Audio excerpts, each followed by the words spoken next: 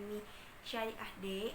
Tujuan saya membuat video ini untuk memenuhi tugas mata kuliah Politik Ekonomi Islam yang diampu oleh Bapak Fakih Ali Syariati LC MSI. Materi yang akan saya bahas tentang sumber-sumber ekonomi 2, politik ekonomi 1, yaitu industri dan kepemilikan umum dalam industri.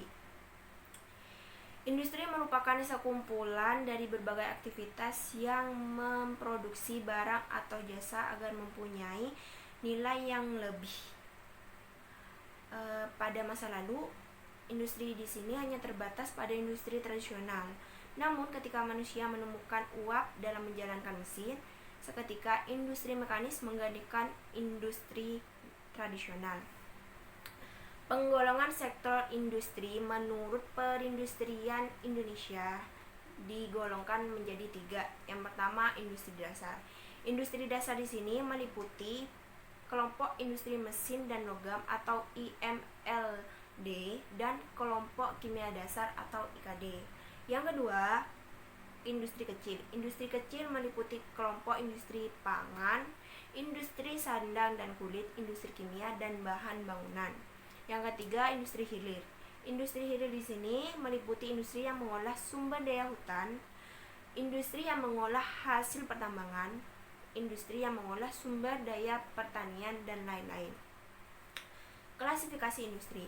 Klasifikasi industri di sini memiliki beberapa kriteria yang dibedakan menjadi: yang pertama, klasifikasi industri berdasarkan bahan baku.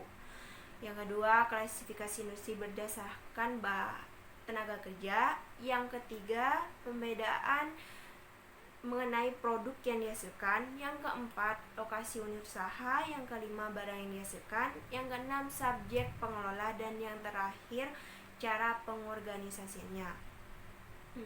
Islam selalu menyuruh umatnya untuk bekerja, apapun bentuk pekerjaan itu, karena rahmat Allah akan diberikan kepada umatnya yang rajin bekerja.